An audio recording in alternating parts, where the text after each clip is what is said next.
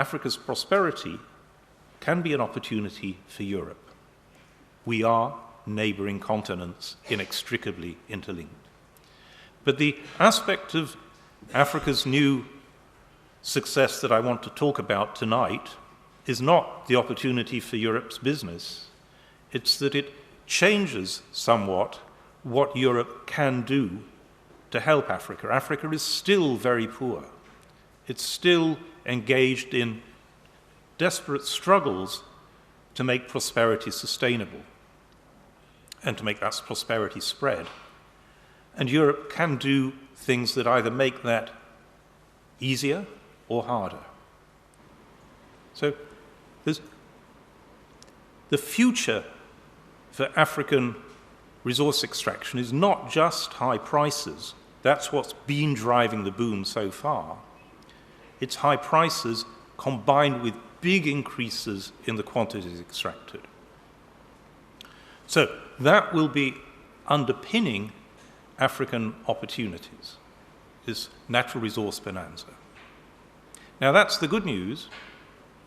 And the bad news is that economists don't even call it a natural resource opportunity. Our phrase that we use is the natural resource curse. If you think about it for a moment, that's staggering. This is the biggest opportunity financially that Africa's ever had. And indeed, maybe ever will have for many decades. And yet, economists refer to it as a curse, not an opportunity. And that's not inappropriate because historically, resource extraction has often been a pretty sorry story. Not invariably, but often. The right answer as to why is Germany the best run economy in Europe today is that because it used to be the worst. If we go back 3 generations, Germany was the one society in Europe which mismanaged so badly that it went into hyperinflation. And that was a searing experience which left ordinary Germans saying, never again.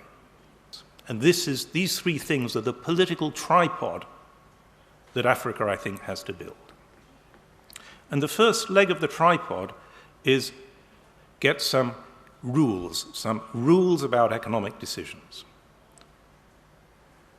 As I'll describe, managing natural resources over the course of a generation requires repeatedly good economic decisions.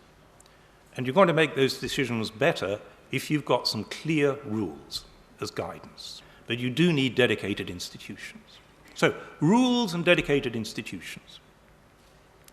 But the heart of the matter was the third leg of this tripod.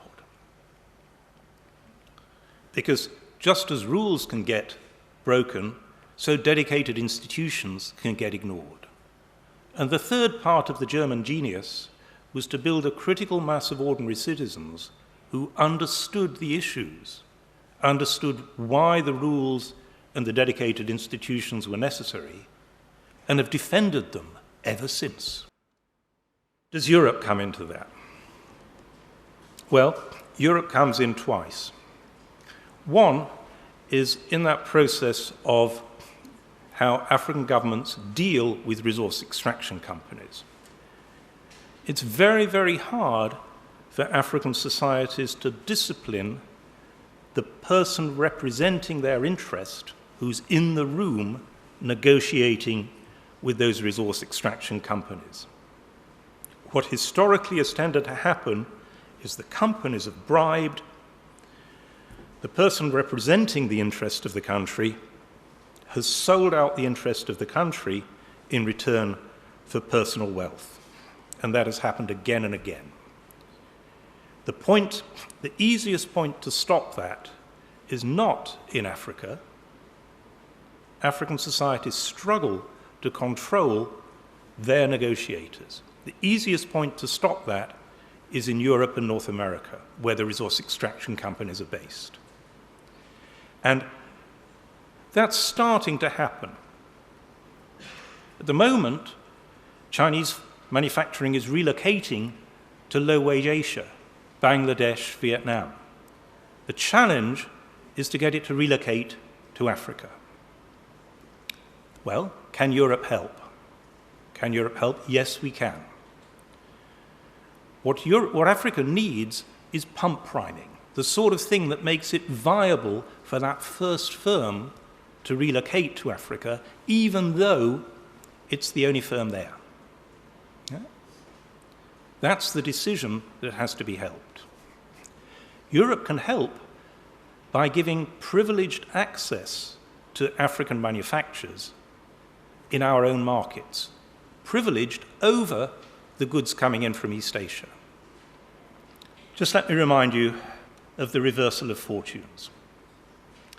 We are mired in a Europe-wide economic recession, but Africa, at last, is the continent of opportunity. That is good news for us, because we are partners in trade. But it does require that we rethink how we help Africa. It's no longer just about money, it's also about strengthening governance so the resource curse is not repeated, and changing our trade relationships so that Africa can diversify out of natural resources into manufactures. Thank you very much.